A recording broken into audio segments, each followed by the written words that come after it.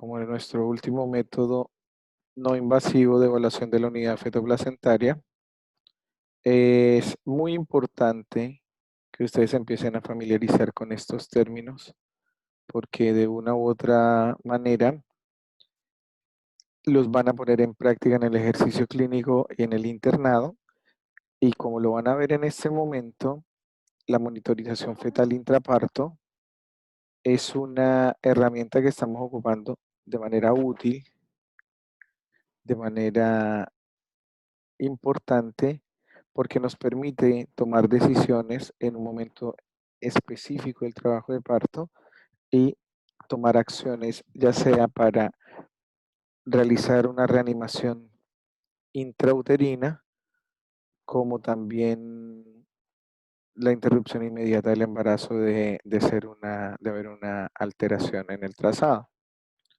Básicamente, actualmente se considera como una prueba obligatoria para la monitorización de la unidad fetoplacentaria y se deben tener en cuenta muchos factores anteparto, maternos, fetales y factores intraparto que pueden llegar a influir en el trazado. Dentro de los factores maternos encontramos la comorbilidad, por ejemplo, la preeclampsia, cesáreas previas, que son embarazos post-término, la rotura prematura de membranas, que la paciente haya sido afecta a una inducción, que tenga una metrorragia y se ve relacionar directamente con los antecedentes mórbidos y si hay obesidad en la madre. Los factores fetales son la prematuridad, el oligoamnios, el Doppler alterado, los embarazos múltiples, la inmunización, el retardo de crecimiento intrauterino. Y en los factores intrapartos que influyen también en el monitoreo fetal intraparto son la analgesia epidural, el sangrado genital, presencia o ausencia de fiebre, presencia de meconio, si la paciente ha sido llevada a un trabajo de inducción, si tiene una RPM prolongada y si ha habido procedimientos de ocultación intermitente que también estén alterados. Como ustedes lo notan acá, el monitoreo fetal intraparto se denomina con la coloración de un semáforo. Y para interpretarlo, básicamente se debe ubicar ese trazado en una de las tres categorías, una normal, una sospechosa o una patológica. Algunos lo llaman tipo 1, tipo 2, tipo 3, otros lo llaman tipo A, tipo B y tipo C, pero la FIGO estandarizó estas tres categorías en los tres colores. Eso fue en el año 2015. ¿Y cómo se interpreta un monitoreo fetal intraparto de acuerdo a los colores? Obviamente, si es normal, nos indica que el feto en ese momento del parto no tiene una hipoxia marcada, no hay una acidemia, por lo cual podemos continuar sin ningún problema con el trabajo de parto. Cuando es sospechoso, tenemos que puede haber un bajo riesgo de hipoxia o acidemia si es que nosotros actuamos de forma oportuna. Y claramente lo mismo pasa en el patológico. Si nosotros no actuamos de forma oportuna, nos vemos enfrentados a que el feto tiene un alto riesgo de hipoxemia y acidemia. Entonces, lo primero que tenemos que ver son los mismos parámetros del registro basal no estresante, una frecuencia cardíaca entre 110 y 160, con una buena variabilidad que debe estar entre 5 y 25 latidos por minuto, que sea un trazado aceleratorio, sin desaceleraciones recurrentes, y recuerde que las tenemos que llamar recurrentes si se presentan o están presentes en más del 50% de las contracciones. ¿Ok? Ahí, con ese trazado que ustedes ven atrás, estamos viendo que esta paciente tiene al lado derecho de la pantalla, estamos viendo que esta paciente tiene 4 contracciones en 10 minutos con una frecuencia cardíaca con una excelente variabilidad, se ven aceleraciones y podemos decir que sería un monitoreo fetal intraparto tipo 1. El monitoreo fetal intraparto tipo 2 es aquel que no podemos discriminar si está normal y nos deja tranquilos o está directamente patológico y tenemos que accionar. Es como entre Tongo y los vilos, como que no podemos determinar si es o no es un buen monitoreo, ¿ya? ¿Y de qué manera lo sabemos? Básicamente porque tenemos una regularidad en las contracciones con una frecuencia buena de 3 a 4 en 10 minutos.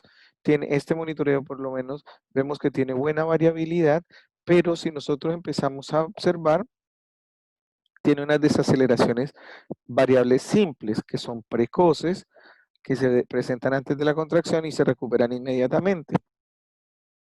Este monitoreo nosotros debemos interpretarlo como sospechoso y tomar una conducta activa con esta paciente, determinar si está bien oxigenada, ver si la paciente tiene un buen tono uterino, si está con dolor, resolver estas medidas, oxigenar a la paciente, hidratarla, cambiarla de posición y evaluar entre 20 y 30 minutos. Si en ese lapso de tiempo el monitoreo persiste siendo sospechoso, automáticamente ya lo tenemos que calificar como un monitoreo tipo 3. Este es el monitoreo tipo 3. Ustedes van a ver trazados muy parecidos a estos, sobre todo en mujeres obesas, en los cuales el toco que mide la contracción se desubica del sitio, entonces ahí se tiene que determinar con la matrona si es que este tipo de desaceleraciones complejas, variables complejas, que claramente son irregulares, son tardías y que no alcanzan a recuperarse cuando viene la otra. Mire, si ustedes ven, aquí está la contracción, espérenme que hay alguien. Jonathan y Nicolás se conectaron tarde y me están solicitando que los admita. Entonces, ¿qué es lo que sucede con ello? Que pucha, definitivamente si no se conectan a la hora no voy a dejar conectar a nadie porque estas interrupciones lo único que nos hacen es perder tiempo. Entonces, básicamente, ustedes tienen que analizar el tipo de onda. Si ven aquí, esta paciente tiene 1, 2, 3, 4, 5, 6, 7 contracciones en 10 minutos. Eso es una polisistolía. Y claramente aquí ustedes ven también que la frecuencia cardíaca fetal basal está en 160, 150, 160. No se puede determinar realmente porque fíjense que aquí nosotros la teníamos en 100, 120, baja hasta 120, se recupera, baja, se recupera, y no se puede determinar una variabilidad normal. Aquí hay una desaceleración profunda que dura 1, 2, 3, 4, 5, casi 5 minutos y alcanza a llegar hasta 60 latidos por minuto. Entonces, claramente este feto tiene una alta probabilidad de hacer una hipoxemia y debemos resolver el embarazo por la vía más expedita. ¿Y por qué digo por la vía más expedita? Porque perfectamente esta paciente puede estar en un expulsivo y no significa que vayamos a operarla al tiro, sino miramos y si no es posible que la paciente tenga un parto vaginal, pues le aplicamos un forceps y extraemos de inmediato el feto. ¿Ok?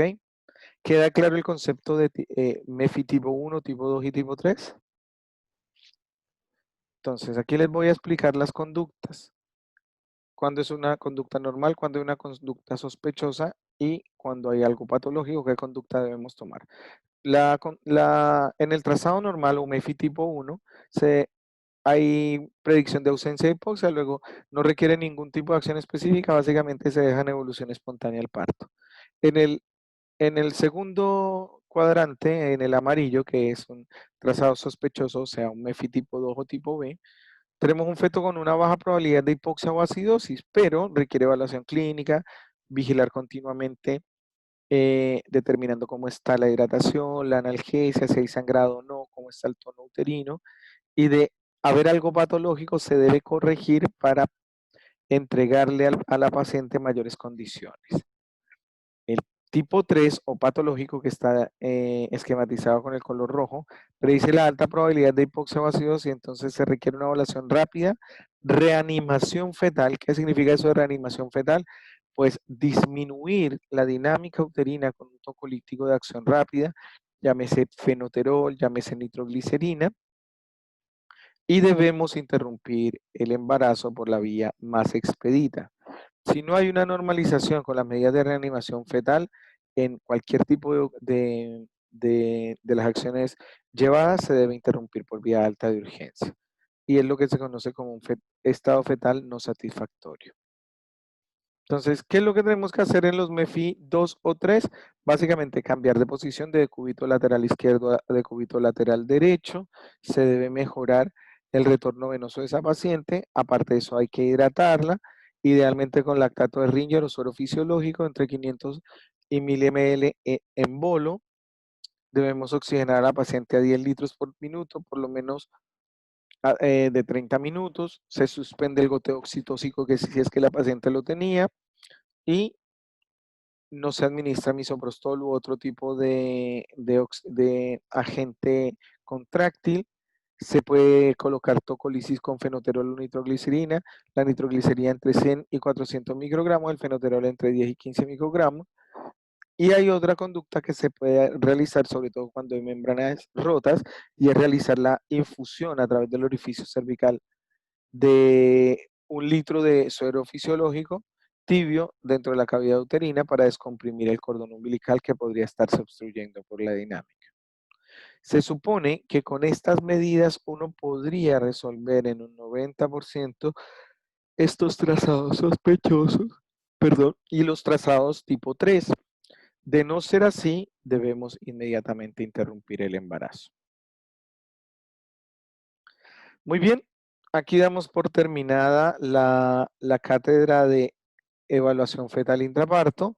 Ahora vamos a continuar seguidamente con metrorragia del primer trimestre y vamos a empezar a avanzar sobre todo con lo que ya es obstetricia práctica y no conceptos teóricos. ¿Ok? Es decir, ¿qué significa esto que le estoy diciendo?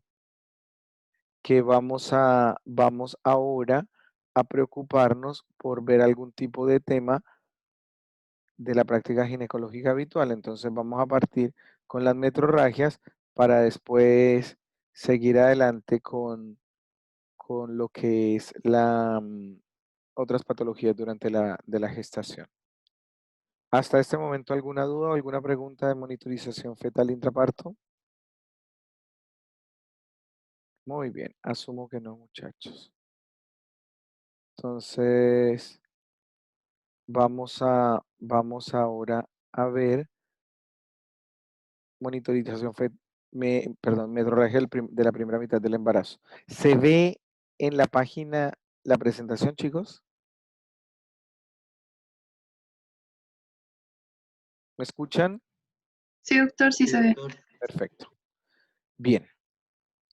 Es uno de Sí, la metrorragia de la primera mitad del embarazo es una de las causas principales de consulta en el Policlínico de Urgencias Obstétricas y nos muestra la alarma que existe de cualquier mujer embarazada frente al sangramiento por vía vaginal. Puede ser potencialmente peligroso y debe ser estudiado de inmediato para para tomar medidas al respecto. Hay muchas causas y es mucho más fácil dividirlas en primera y segunda mitad del embarazo. En la primera mitad del embarazo tenemos que sospechar que esté presentándose un aborto, un embarazo ectópico, una enfermedad trofoblástica gestacional o una mola, una metrorragia disfuncional o algún tipo de causa traumática o ginecológica externa al embarazo. Si es de la segunda mitad, debemos pensar en una placenta previa, un desprendimiento prematuro, de placenta normoinserta o una basa previa. Entonces, ¿cuáles son las causas de hemorragia? Dígame. no, sí, solo me pasa a mí, es que no se ve las diapositivas pasando, se ve como la página con las diapositivas como el PowerPoint, no con la pantalla completa. No sé, díganme los demás si están viendo la presentación. Solo se ve la portada, doctor. Es lo mismo. Sí, lo mismo. Ya, vamos a intentar Solo hacerlo se de ve la nuevo. primera. La primera diapositiva. Ya, vamos a intentarlo de nuevo.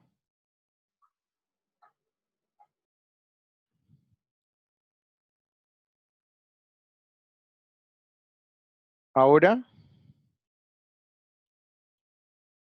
¿Ahora se ve o no, muchachos? Sí, ahora sí. Sí, ahora sí, gracias.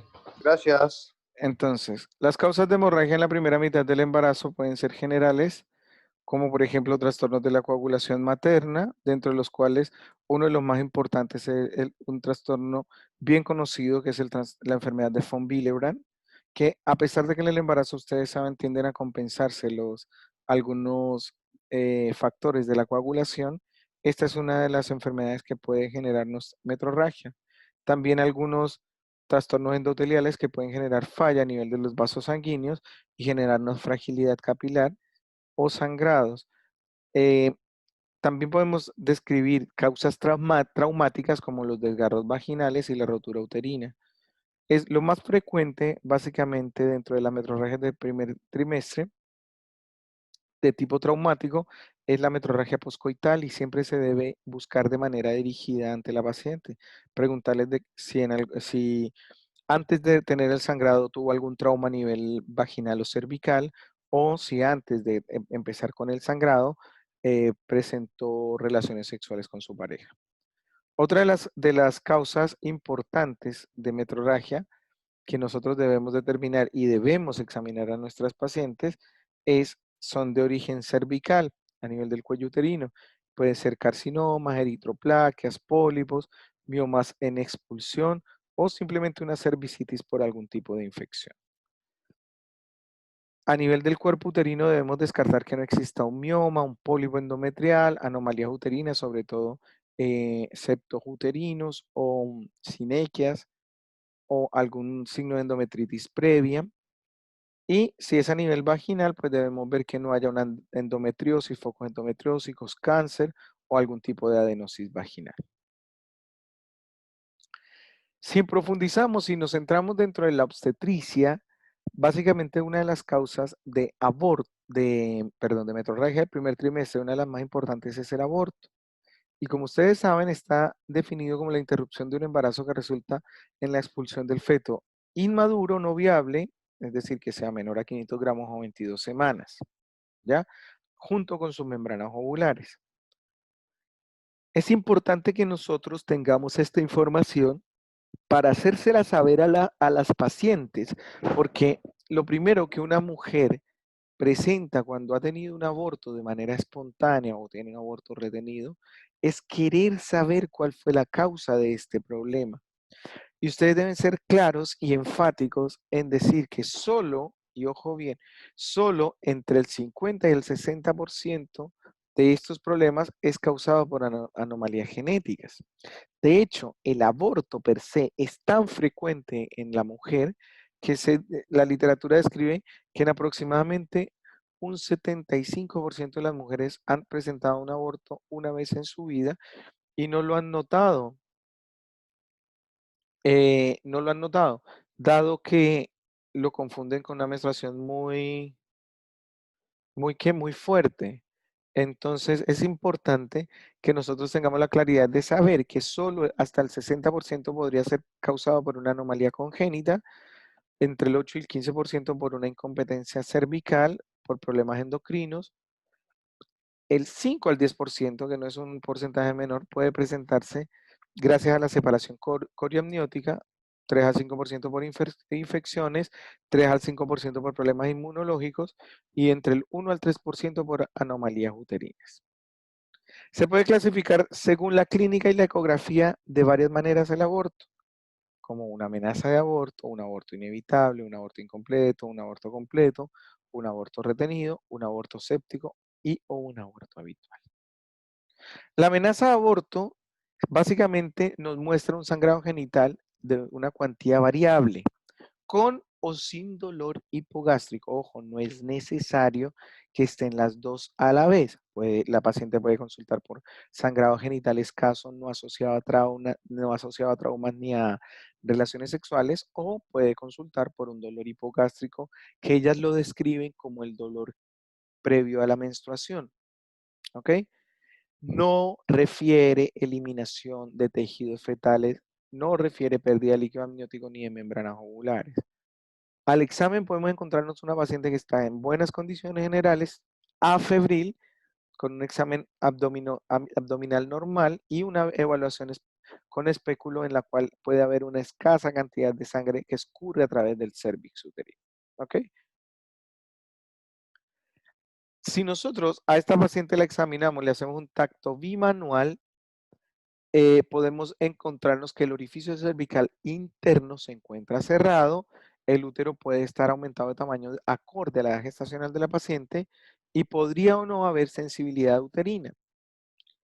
Debemos, sí o sí, en estas pacientes con úteros levemente aumentados de tamaño, pedir una gonadotrofina coriónica humana cuantitativa, y ojo con este concepto, cuantitativa, y una ecografía transvaginal.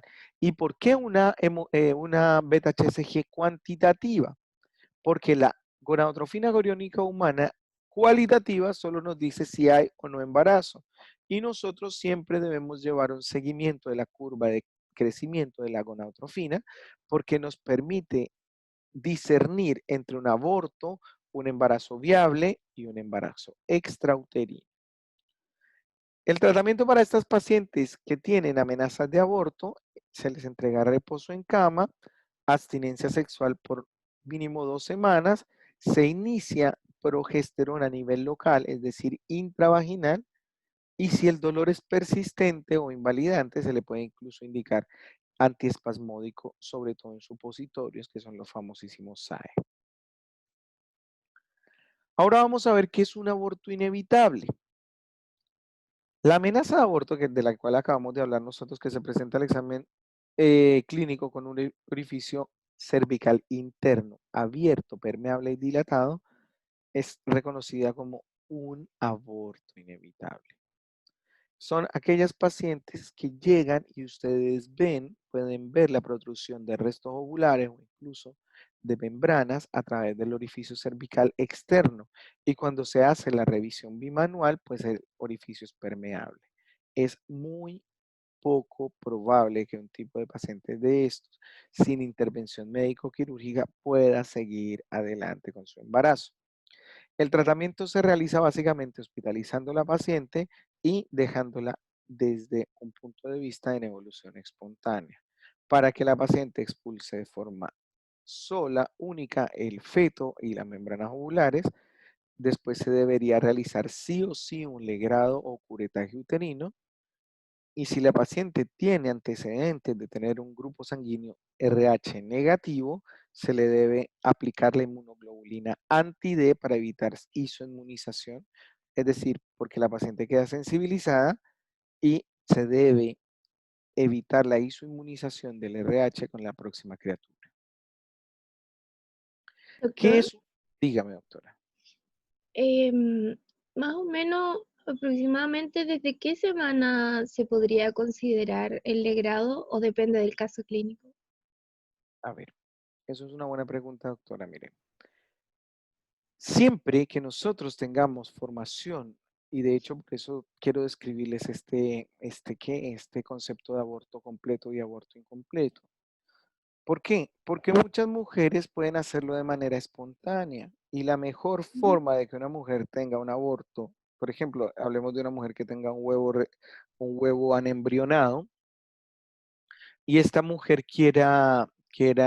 necesitemos que elimine ese huevo embrionado, ¿no es cierto?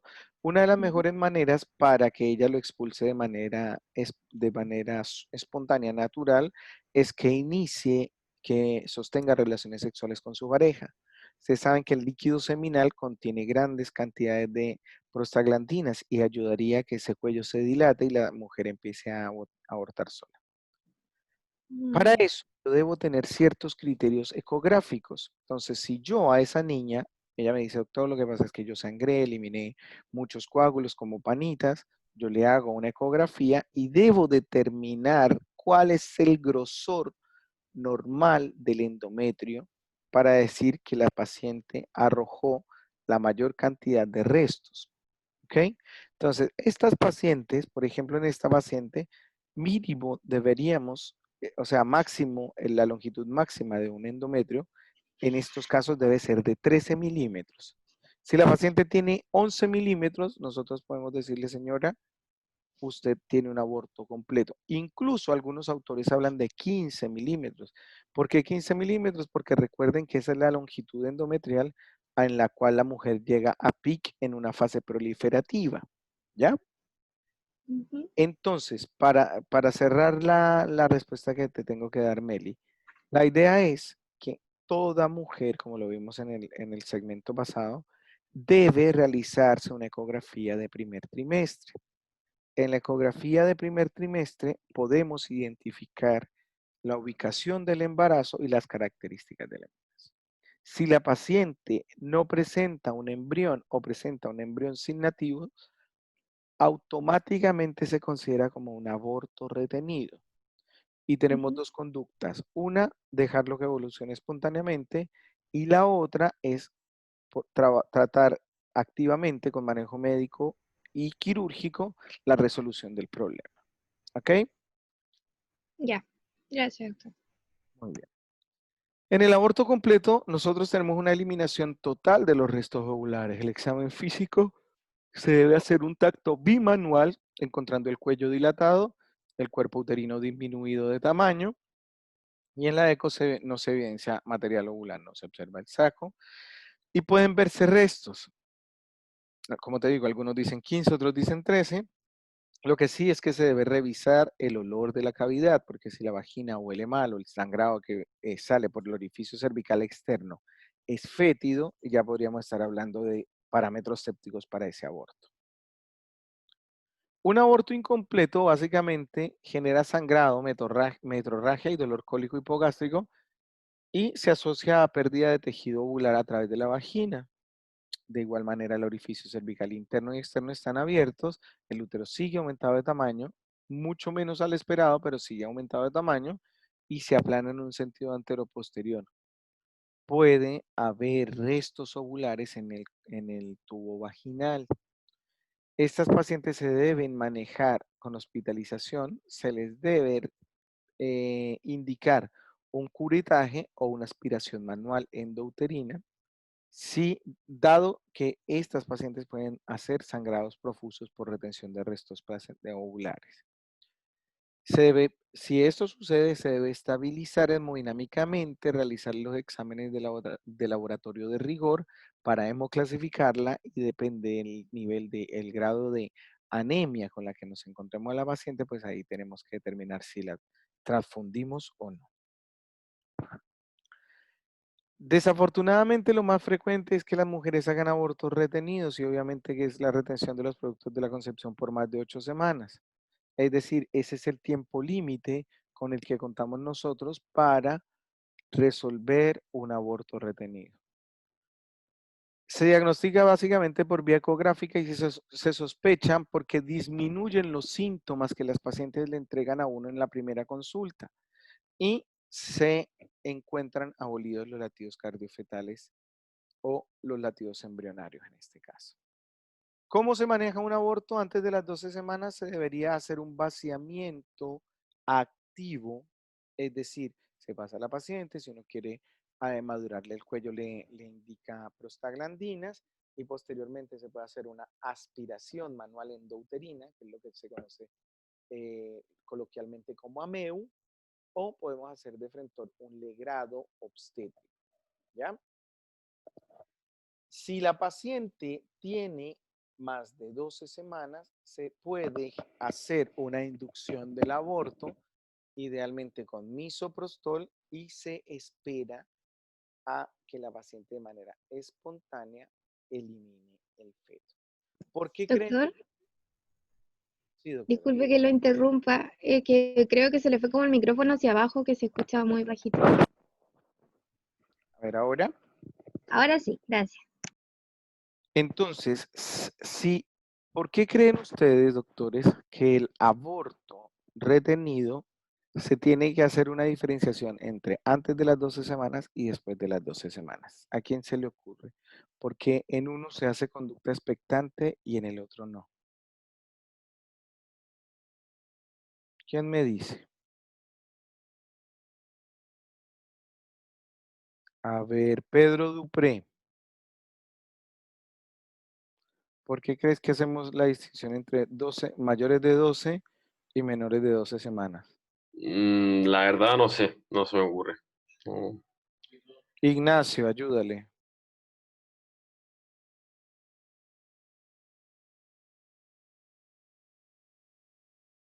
Ignacio Pérez, ¿me escuchaste?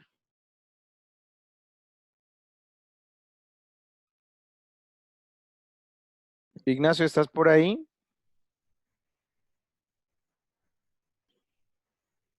Ah, o sea que el Ignacio se conecta y deja el computador escuchando. Bien. Doctor, Sí. quizás puede ser por la cantidad del volumen del producto que si es que se deja ahí puede llegar a ser un aborto séptico y el otro menor de 12 semanas expectante porque podría bajar solito. No, no es por eso, doctora, porque tanto el de menor 12 semanas se infecta como el de 12 semanas y 2 días se infecta también. Ambos se pueden infectar. La ¿Y respuesta por el es volumen del No, por la producto? implantación. no, tampoco es por la implantación, ni es por Quizás el volumen, por temas legales, ¿no? tampoco es por temas legales.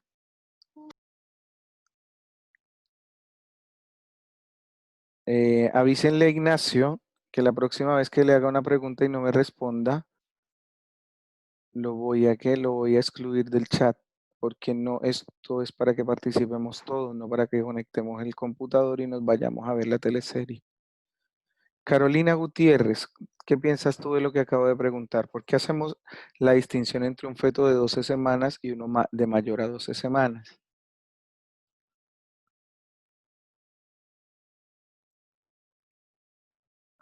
¿Me escuchas, Carolina? ¿Gutiérrez dijo doctor o Guerrero? No sé. Gutiérrez, dije. Ah, ya, entonces no soy yo. Entonces tú, Carolina, dime tú.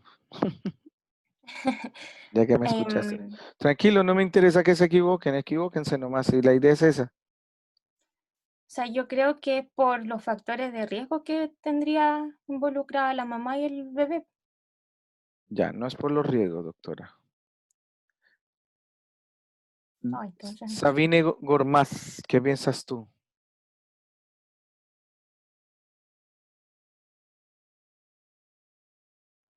Estoy aquí, doctor. Bueno,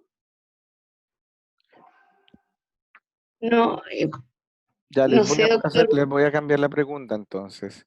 ¿A las cuántas semanas empieza la formación ósea de un feto?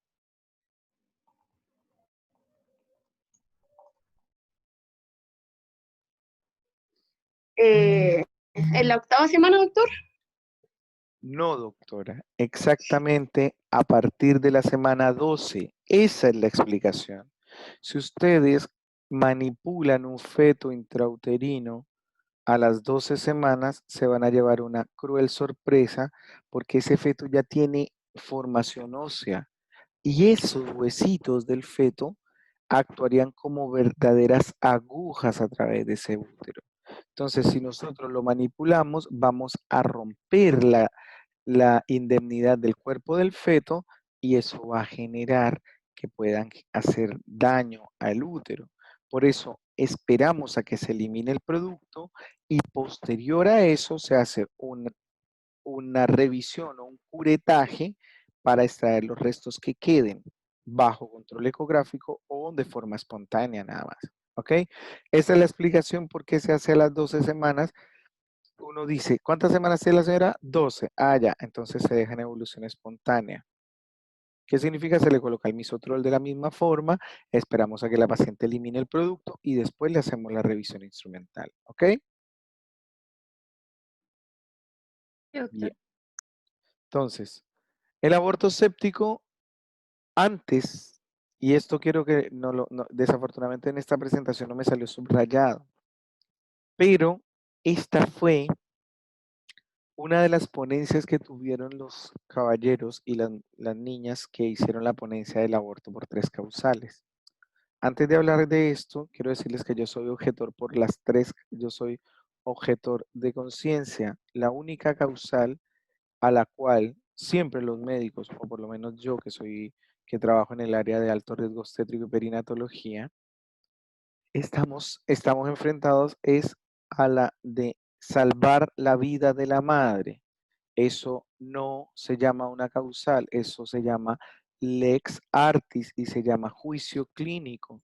Y es la obligación de cualquier tratante evitar que una de las mujeres que se presenta ante nosotros por un embarazo, llámese ectópico, llámese séptico, llámese lo que sea, se muera porque nosotros somos objetores. Entonces, esto, hablar que el aborto séptico en Chile ocupó como la primera causa de muerte, ¿ok? Fue una de las primeras causas de muerte el aborto séptico.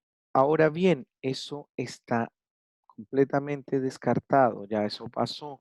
Entonces, ¿por qué en la presentación estaba subrayado de amarillo?